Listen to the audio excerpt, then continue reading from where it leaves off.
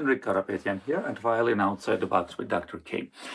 And now I'm not going to talk about Wieniawski, even though the piece that I was playing is opening measures from his Polonaise in A.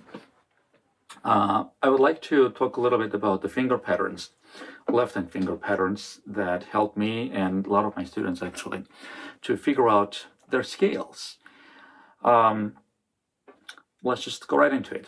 So the way I think is often instead of thinking about a particular note on the violin, C, B, F sharp, A flat, I think with patterns, and that makes it much easier to play scale-like passages, and a lot of other things, arpeggios definitely. Here are the patterns. Your fingers usually within a frame of a position are separated from each other with either a half step or a whole step. Sometimes 1.5 steps, sometimes even more, but that's rare. So I'm going to start with conventional patterns. Pattern 1, where you have your 1, probably better angle is this, 1, 2 together and 3 and 4 separated. Pattern 2, 2, 3 are together. And then pattern 3, 3, 4 are together, and then 1 and 2 are separate. These are what I call conventional patterns. The total number of steps or tones is 2.5, basically. A normal frame of the violin, it's easy to play 2.5 steps.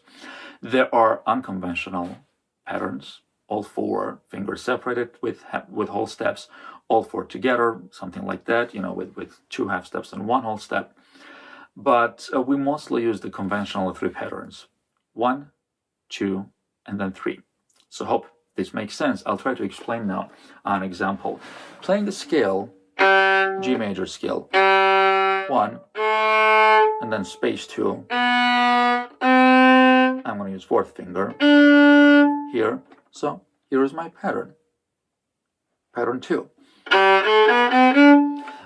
The way the violin is built, it's easy to play major scales because you just basically copy and paste the fingering on a first string to the next one just to complete the scale. So if you're playing a 1-octave scale and you had this pattern on the first string, then you'll have the same pattern on the next string. If you're playing 2 octaves, that's actually kind of cool, kind of interesting. Yeah, of course you can learn the notes, and then actually as you're playing you can think about the notes and then prepare them, but you can also think about the pattern. If in the first octave you have 2 and 3 together, you have the second pattern. Then in the second octave you'll have 1 and 2 together, the first pattern.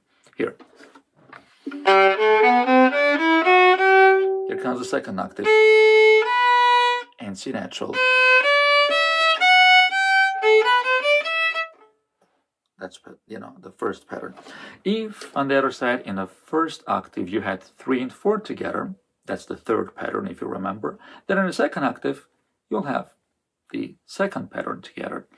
And again, you just copy paste each of them once and that's it. You're done with your 2-octave scales. So here is the next octave. 3, 4 together, playing the C sharp. 3, 4 together. Now 2, 3 together, and 2, 3 together on the next string. Right?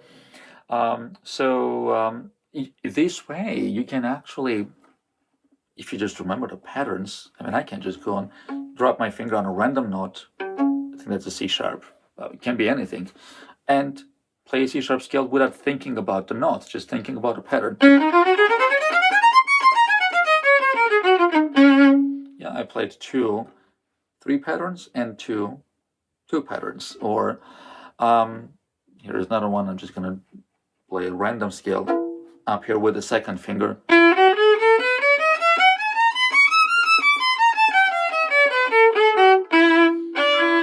It's not even a note. It's like a really, really bad F natural. But again, I'm just demonstrating that once you learn the patterns, there are just 3 patterns to remember. You don't have to remember the notes. C sharp major becomes just as easy as C major, yeah? C major, C sharp major. It's almost like I start on C sharp and pretend I'm playing a C major. You'll have to use fourth fingers for it to make sense because, sometimes if you have a D sharp, you can't play an open string. Yeah. And if you have played an open D before, then you can't exactly cup it the same finger and you got to use the fourth finger.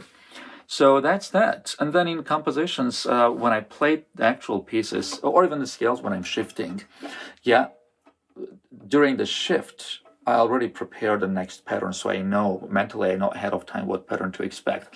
For example, when I'm playing, let's say I'm playing an A major scale 3 octaves. I'm going to shift now, and I know that's the non-conventional pattern, all fingers far away from each other, so it's like that. But I know it ahead of time, so when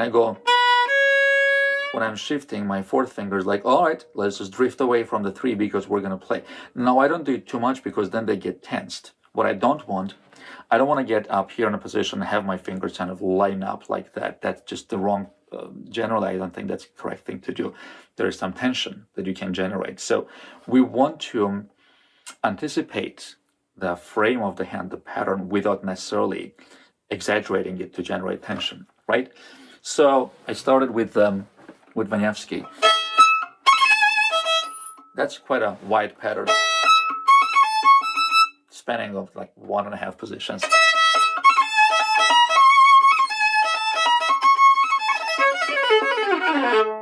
That's just an A major scale. And here is fun. Pattern 3. Now, pattern 1. Pattern 2. One after the other. And I think I'm able to play it fast and relatively clean because I anticipate the patterns. 3. Yeah, so I hope this is helpful. That's how I practice. That's how I ask my students to practice. I hope it'll be helpful in a couple of different ways. If you are just a student trying to figure out how to play scales, I described a little bit, but hopefully it'll be also useful for more advanced players too. Thank you very much for watching. Please subscribe and push the like button. That'll help me generate more videos for you in the future. Thank you very much. Have a good day.